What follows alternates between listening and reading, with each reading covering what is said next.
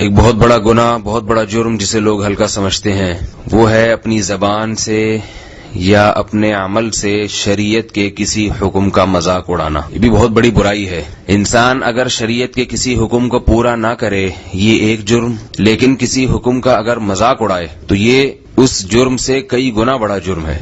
باتوں باتوں میں آج لوگ شریعت کے کسی حکم کا ایسے مذاق اڑاتے ہیں کہ وہ پھر خود اپنے آپ میں بھی مجرم نہیں بنتے اور دوسرے بھی ان کو مجرم نہیں سمجھتے۔ علماء نے اس کی بہت سی مثالیں دی ہیں۔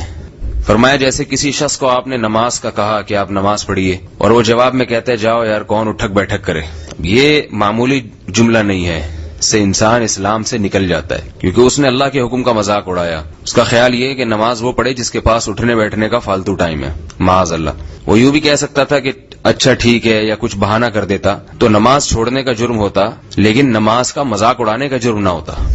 بہت سے لوگوں کو داڑھی رکھنے کا کہا جاتا ہے، اگر آپ نے نہیں رکھنی، گناہ ہے داڑھی نہ رکھنا، آپ کہہ دیں ٹھیک ہے بھائی اللہ جب توفیق دے گا انشاءاللہ رکھ لیں گے، ٹھیک ہے ہاں بس دعا کریں، اس طرح کے الفاظ کہہ دیں۔ لیکن لوگ کیا کہتے ہیں کہ فوراً مذاق اڑانا شروع کر دیں گے کہ بھائی جاؤ یار ملا بننے کا شوق پیدا ہو رہا ہے کیا؟ تو اس کا مطلب یہ ہوا کہ رسول اللہ صلی اللہ علیہ وسلم بھی ملا تھے، اور ملا کا لفظ ایک توہین آمیز لفظ ہے، تبھی تو آپ اس کو ایسے حقارت سے کہہ رہے ہیں۔ خواتین کو پردے کا کہا جائے، کسی عورت نے پردہ نہیں کرنا تو وہ کہہ دے کہ بھائی میں انشاءاللہ کروں گی، دعا کریں میرے لیے، اللہ جیسے آپ کو اللہ نے توفیق دی ہے اللہ مجھے بھی توفیق دے دے، بس اس طرح کے گول مول بات کر دے۔ لیکن مذاق اڑائے کہ بھائی دماغ خراب ہے، ہم پردہ کریں، یا پردہ تو وہ کرے جو پرانے لوگ ہیں، اور ہم تو جو ہیں وہ اپ ٹو ڈیٹ قسم کے لوگ ہیں اور زمانے کے ساتھ چلنے والے لوگ ہیں، اور اس طرح کی باتیں۔ اس کا مطلب یہ ہے کہ آپ سمجھ رہے ہیں کہ اللہ نے جو پردے کا حکم دیا ہے وہ حکم غلط دیا ہے۔ اللہ کو نہیں پتا تھا 15ویں صدی کے کیا حکام ہیں، 2013 میں مسلمانوں نے کس طرح سے چلنا ہے، غلطی ہو گئی اللہ تعالیٰ سے معاذ اللہ۔ تو یہ زبان پہ کنٹرول کرنا بہت ضروری ہے،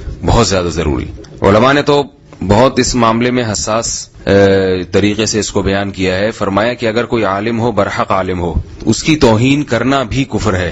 اس کی وجہ یہ کہ اس کی عزت اس کی شخصیت کی وجہ سے نہیں کی جاتی، اس کی عزت اس لیے کی جاتی ہے کہ اللہ نے اس کو دین کا علم دیا ہے۔ اب آپ کو اگر یہ معلوم ہو کہ وہ برحق عالم ہے اور لوگوں کو صحیح حق کی تعلیم دیتا ہے، پھر بھی آپ اس کا مذاق اڑا رہے ہیں، تو اس کا مطلب آپ اس علم کا مذاق اڑا رہے ہیں جو علم اس نے اپنے سینے میں محفوظ کیا ہوا ہے۔ اس لیے پہلے لوگ اس کا بہت خیال کیا کرتے تھے کہ اپنی زبان سے یا عمل سے کسی عالم دین کی توہین نہ ہو، اور اگر اس عالم دین میں کوئی کوتاہی ہے، برائی ہے، تو وہ اللہ کے حوالے کر دیا جائے اس کا معاملہ، کہ ہمیں حکم ہے احترام کا، عزت کا، باقی ان کی کوتاہیوں کے بارے میں اللہ ان سے خود سوال کرے گا۔ رسول اللہ صلی اللہ علیہ وسلم نے ارشاد فرمایا کہ بعض دفعہ ایک شخص زبان سے ایسا کلمہ نکالتا ہے کہ وہ اس کلمے کو بہت ہلکا سمجھتا ہے، مگر اس کے ذریعے اس کلمے کی وجہ سے وہ 70 سال تک جہنم کے گڑھے میں گرتا رہے گا، یعنی اللہ کو وہ کلمہ بہت ناپسند ہوتا ہے۔ تو آئندہ اپنی زبانوں پہ کنٹرول کیجیے۔ تو ہمارا کام یہ ہے کہ اگر ہم مانتے ہیں کہ اللہ اللہ ہے اور اس کے قانون اسی کے قانون ہیں، تو بس اس کے سامنے سر جھکانا ہے ہم نے۔